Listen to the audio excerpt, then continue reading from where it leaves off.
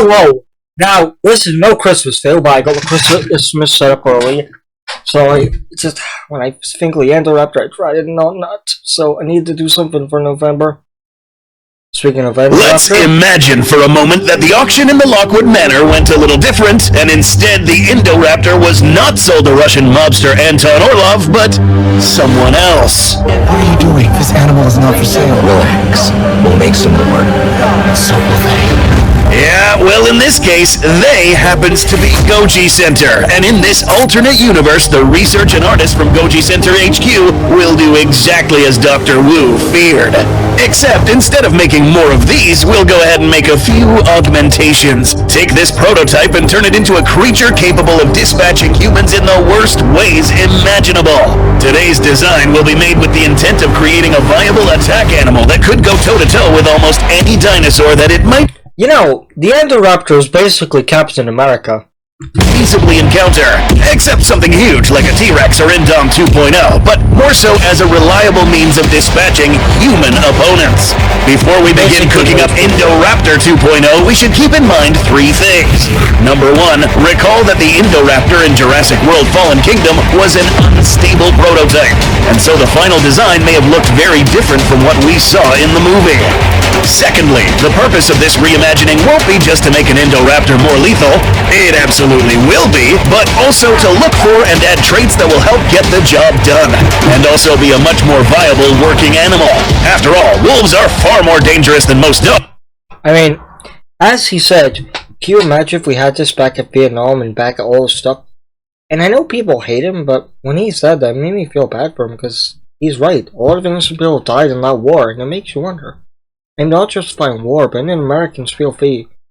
It is sad how much innocent Americans died, so rather than us, so I could see why they wanted to make an Indoraptor for war. I do not justify war, but if war ever had to happen, I think it's good to make an Indoraptor. Because, you know, war will never change. To create something that will scare people to never make war again. Dogs, and yet we don't use attack wolves in K9 units. Today, the animals involved in the Raptor 2.0 genome will only bring helpful traits to the table, or have the right kind of social behavior to work well with its human handlers. And third, the purpose it was really meant for is still unknown. Let's remember that a well-trained assassin marksman can kill a target from far away much more easily than having a one-ton dinosaur chasing after them. The exact true purpose of the Indoraptor is a question in and of itself that will be addressed in a future video. First things first, unlike the Indominus 2.0 from a previous episode, we're scrapping the entire prototype to start from scratch. The Indoraptor prototype already had well over a dozen species in the genome from the Indominus and anything else Wu modified into it. This affected its behavior because there were too many conflicting instincts or abilities, preventing it from using its best traits effectively. Adding even more elements would only make the situation worse. For this animal, we want the exact right behavior and skills, so we're starting from scratch. However, in order for this to still be considered a raptor per se, we'll keep the same frame as the Indoraptor. The components, as you'll soon find out, will be different. Let's start section number 1 with the body. This will have a few components, and to give it the best locomotive attributes possible, we'll start with the tail and leg anatomy. Okay, yes, it might sound weird to start out a conversation about a modified raptor with a herbivorous dinosaur, but here comes a special boost to this animal's movement. Hadrosaurs were some of the most successful large dinosaurs across the late Cretaceous and could be favorably compared to animals like horses. A key to their success was fantastic stamina thanks to a unique part of their tail anatomy. With very tall neural spines for a rigid tail but plenty of muscle attachment, animals like Edmontosaurus could accelerate very quickly but also maintain this speed for a very long span of time. Additionally, mummies of such dinosaurs showed they had very thick pads on their feet to cushion against high-speed impacts in running long distances. Our Indoraptor 2.0 will be augmented with a similar skeletal and muscular structure to the legs. My theory why the Indoraptor?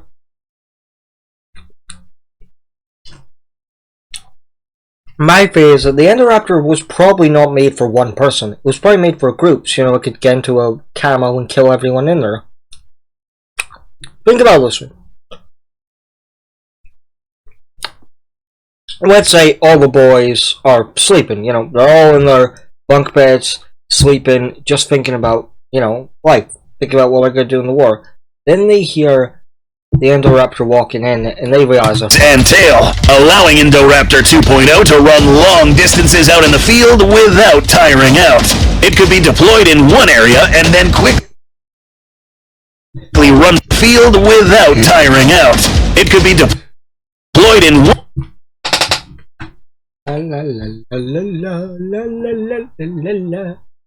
area and then quickly run for miles without exhausting itself.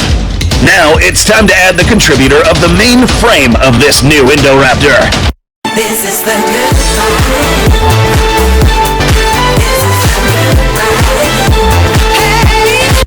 Out of the dozens of dromaeosaur species with widely ranging behaviors, it was very likely the largest and most powerful raptors were the most cooperative, and thus more likely to hunt in packs. This new redesigned Indoraptor will use Utah Raptor as the base template, instead of a heavily modified Deinonychus or Velociraptor from the film version. Specifically, this would be the speculative JP Universe Utah Raptor used in a prior video, because that one for sure would have superb problem-solving and pack hunting skills. A compatible addition to the Utah Raptor will be the in-universe Atrociraptor. That is to replace any leftover Velociraptor genome. I thought they were trying to use real animals. Not enough to affect or slim down the build too much, but to further bolster this dromaeosaurid posture and cognitive skills. More on this in a little bit. Still, Utah Raptor does make up the majority of the build for a good reason. This not only supplies a much sturdier and stronger frame, but brings in helpful extra weapons more lethal than other Raptors. Despite being slightly lighter than the original prototype, this Indoraptor 2.0 is packed with more muscles and a highly pneumatic skeleton with hollow bones that have reinforcing structures in the interior and walls that actually make them sturdier than solid bones. These hollow chambers can also act to both increase stamina of this raptor and act as a backup store of air. If it found itself having to run through tear gas, toxic aerosol traps, or debris-filled air, these would assist it in holding its breath long enough to get clear. Another genetic additive that we'll cover later will further help with this. Being modeled after the most powerful dromaeosaur to ever exist brings other benefits, such as the ones discussed in section number 2, jaws. The robust jaws and very sharp teeth of Utah Raptor will be excellent at dismembering its prime target, humans, especially coupled with a wide gape that can open the jaws nearly 80 degrees. Trying to add on jaw strength from creatures like Deinosuchus or T-Rex will be overkill, and require some heavy muscular core and reinforcement on the neck and back just to use those jaws effectively. This smaller predator doesn't have room for this, and will add unnecessary weight. Again, remember that we only need enough bite force to dismember humans. Utah Raptor alone will do the trick. This contribution alone will produce a biting pressure of 1,200 to 2,000 My question, though, is, you know, PSI, similar to some modern croc or alligator species. This may not sound like much, but just sit there and wait. It will get a lot worse. Similar to its extinct predecessor, lips would mostly cover up the teeth when it has its mouth closed, which helps in preserving the teeth long-term by avoiding rot from drying out and protecting the teeth from any chemical agents if it finds itself running through hazards. Unlike the original Indoraptor's exposed teeth shaped for gripping and stabbing, the use of Utah Raptor teeth would produce a more bloody wound. The dude in this scene would get its arm sliced off instantly by the new Indoraptor. There are, however, 2 new extra pieces of hardware that we are going to add from 3 mammalian predators. The perks of the short-tailed shrew have already been covered in the Indominus 2.0 episode. For quick recap, the red coloration of these teeth isn't blood, but rather remnants of iron deposits left on the tips of these teeth. In effect, these teeth are coated with metal, which will work great for gnawing right through body armor. In this case, the addition of the shrew will have a few side effects. Despite being about the same size as a mouse, shrews take multiple times more venom to kill because of their rapid metabolism. This also grants them enhanced reflexes and reaction times up to 12 times quicker than other mammals. This is what allows a shrew to dodge a snake strike and then proceed to kill the opponent that is multiple times bigger. Fights between shrews often need high-speed cameras to track anything beyond the blur. Now, this is not to say that Indoraptor 2.0 will fight or bite as fast as this shrew, sheer size would slow dinosaur standards. Will something beyond a blur. Now, this is not to say that Indoraptor 2.0 will fight or bite as fast as this shrew. Sheer size would slow down the 2.0, but it's still going to be extremely agile, even by dinosaur standards. If the 2.0 got into a brawl with the Scorpius Rex and was injured by venomous quills, it would probably shrug off the poison and proceed to maul the Berserk Scorpios. Remember how— Please, Goji sir, do if you had to remake the Scorpius Rex. I don't know. Like, hers is for extinction, his is for wars. I don't know. Survivability, maybe? we mentioned that this Indoraptor 2.0 had a bite of up to 2,000 psi? Well, the addition of the next mammal will likely double it. There have been many killers across history with fanged maws or huge canines. Concentrating the bite force on fangs not only increases penetration and stab wounds, but allows easier targeting of vital areas that are protected by layers of muscle and armor. This is a big reason why fanged mammals can often punch well above their weight class. See for yourself. Plugging in some numbers into a formula that reveals PSI, we see that a bite that is 1,613.5 PSI can be increased 3 times by just pressing down on a victim using just 2 very sharp mammalian fangs. And that's reducing the force due to the fangs being at the front instead of the back of the jaw. And because we want this animal to kill as efficiently as possible, the fangs will come from a saber tooth. No, these won't come from a Smilodon. Larger ones will be awkward to use. Instead, the fangs of the underrated Hoplophoneus, nicknamed Butcher of the Badlands, and sporting a name that literally means murderous weapon, this jaguar-sized predator sported extremely sharp and serrated fangs with a sheath built into the lower jaw. This false feline predator earned its name by bringing down game up to 12 times its weight. Both mammalian shrew and saber— It means, guys, even if you're small, there's always a bigger shark. It doesn't mean you have to bow down to a bigger shark. tooth attributes overlap to create fangs covered in iron, giving it a necessary edge if it has to go up against larger dinosaurs or an especially armored individual. Capable of piercing through the jugular or carotid artery of a— Can you imagine how cool a shooter would be? You're playing as the Indoraptor? Like, I know you can't make a Universal Fan game because you'd be sued to fucked up.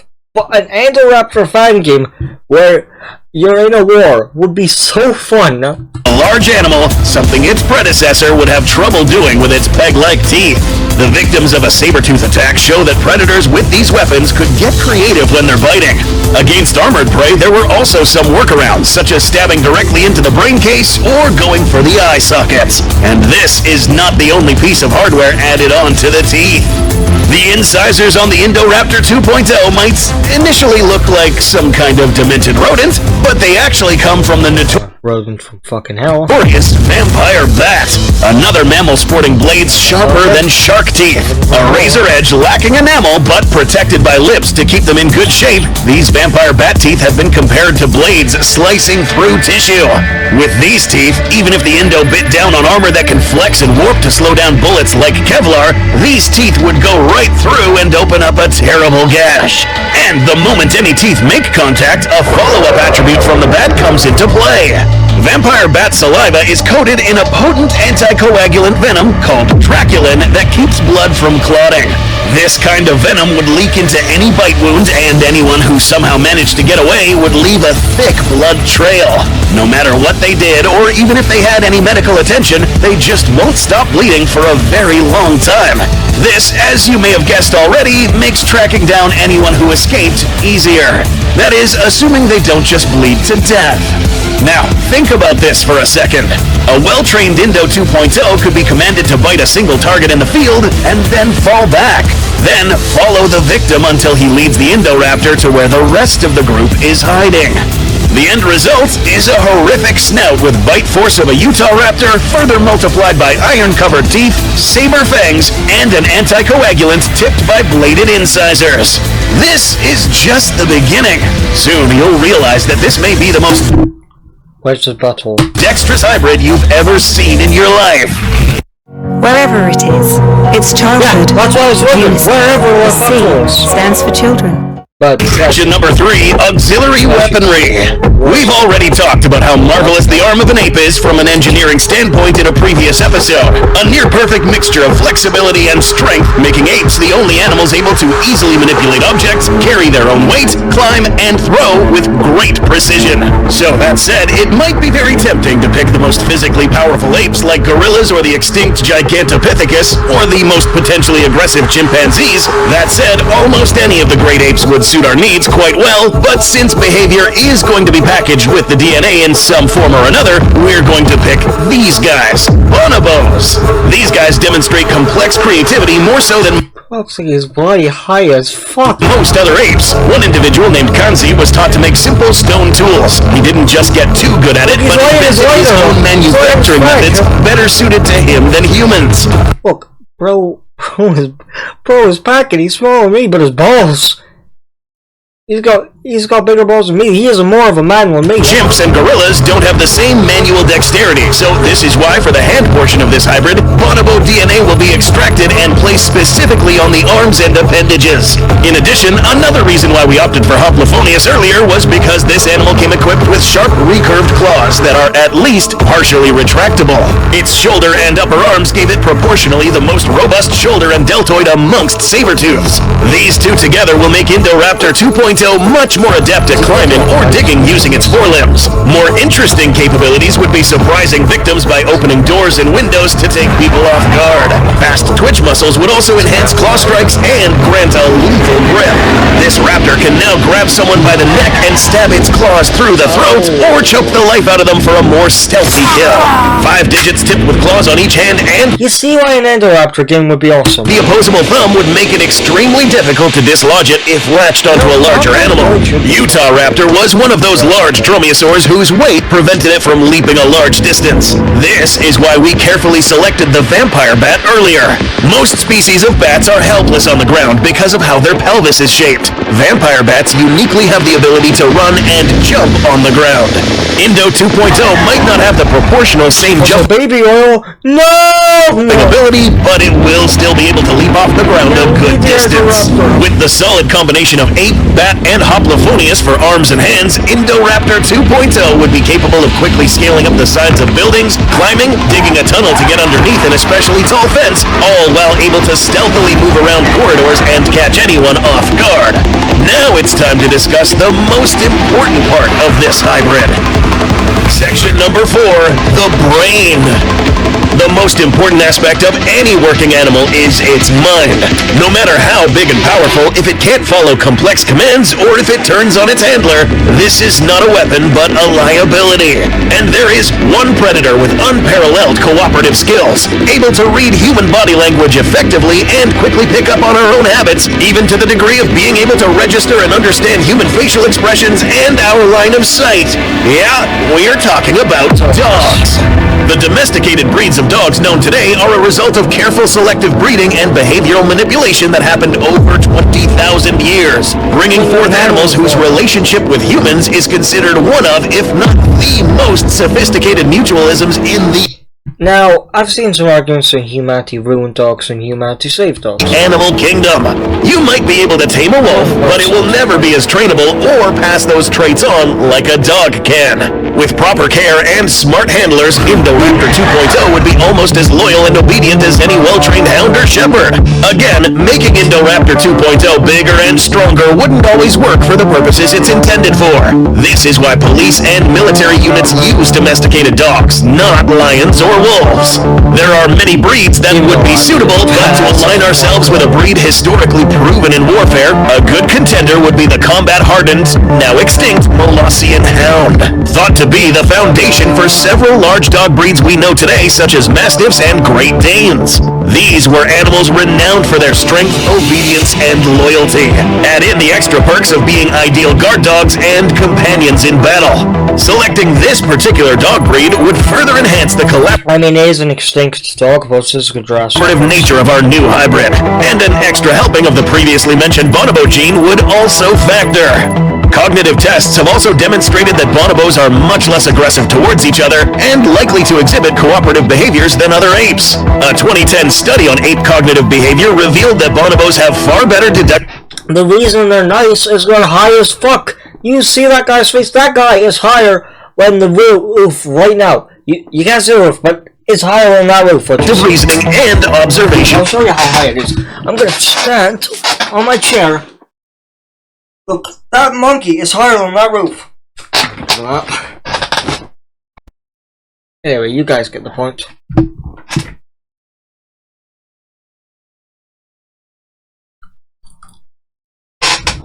Skills. This is good for watching a target and planning ahead of time on how to confront them. While training the new 2.0, any older individuals would be able to assist in mentoring the younger ones. Given both dogs and bonobos can understand plenty of hand gestures by people, it might be possible to teach these new raptors commands and cues rather than just pointing a laser or blowing a whistle. Furthermore, if an Indoraptor had too many traits from animals that are either too aggressive or solitary, that would scramble all the instincts and commands in its brain. When running into battle, or just killing a victim, our new raptor will not only rely on brains and weapons. I want you to know one thing though. The Indoraptor, he doesn't fight. He kills. Number 5, armor.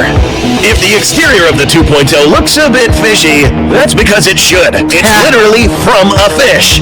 The arapaima is an apex predator fish from the Amazon rivers and one of the largest freshwater fish in the world. Some can weigh more than 400 pounds and be over 10 feet long. We selected this fish not only for the scales that we will discuss in a bit, but because this is one of the few instances of a fish being an air breather.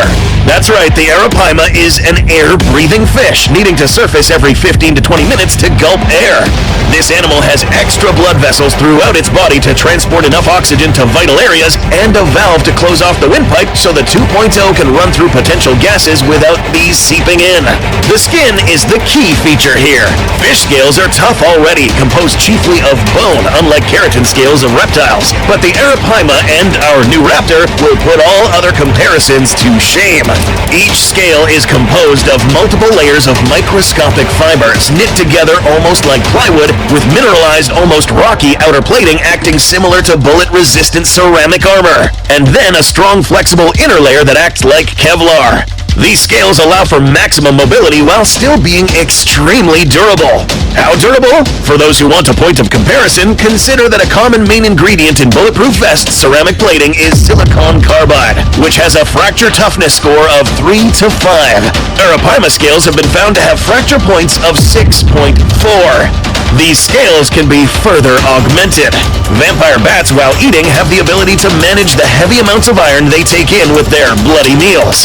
With this ability, the excess iron could be deposited into the claws and scales, not to mention the already enforced teeth.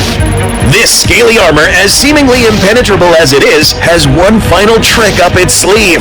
Color changing was something shown off to great effect by the Indominus, but it was hard to tell if the faulty prototype was intended to have the same ability. This was due to the cuttlefish DNA. Research has shown that this requires a very precise brain anatomy and control. So, to make our Indoraptor happy... Oh yeah, Coach is saying, you never mentioned this, but would your Indominus kill a Mosasaurus? Like, if she's still the original Indominus, would she feel a Mosasaurus, or would she be like, I'm back from the dead, bitch? This same ability without incurring the risk of brain incompatibility, there is a compromise. Anole lizards might look very unassuming, but they are some of the most highly successful lizards in the world.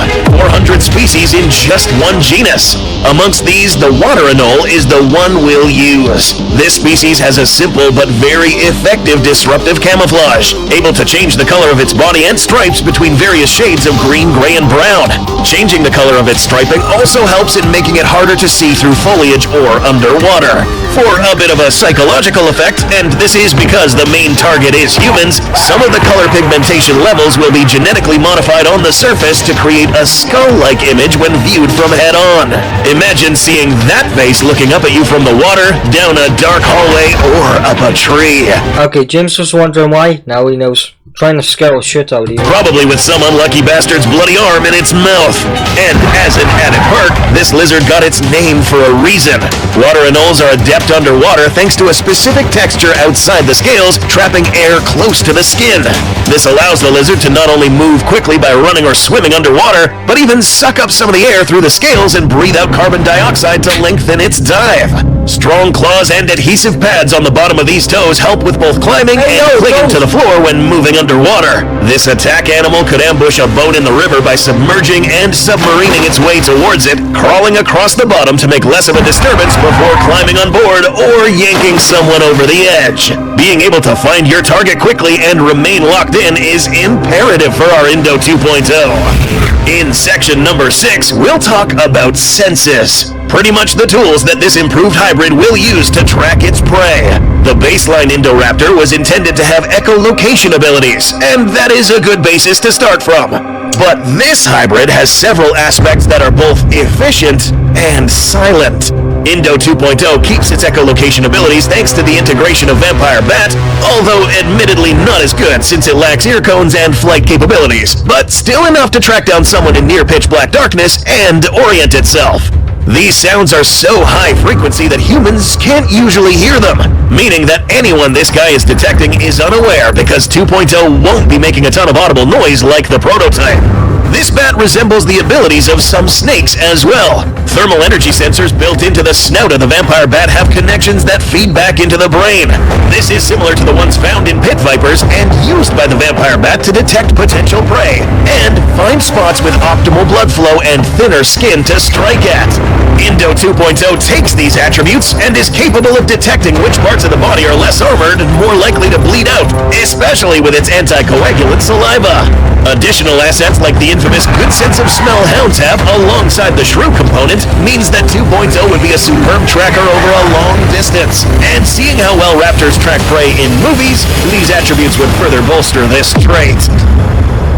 Meet Endo 2.0, or as we named it, Mortalodon Anthrophagus. Deadly-toothed human eater. Height 2.5 meters. Length 5.5 meters, weighing 550 kilograms or 1,220 pounds. Being slightly shorter and lighter than the prototype aids in navigating inside buildings, scaling trees, and structures. Less weight equals less noise. Still, heavy enough to throw down with medium-sized dinosaurs and obliterate humans. An all-terrain hybrid able to run long distances, climb, dig, and briefly submerge for a span of time. This genome, very carefully selected, would create a predator that would be much more amiable to follow commands, be friendly to its human compatriots, and merciless to its victims.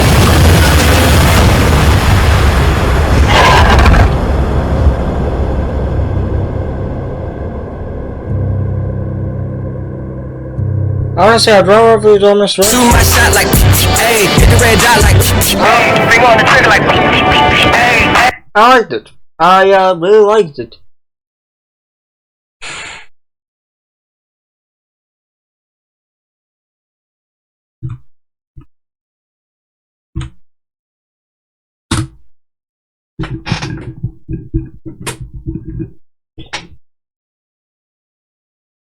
Wait. Okay.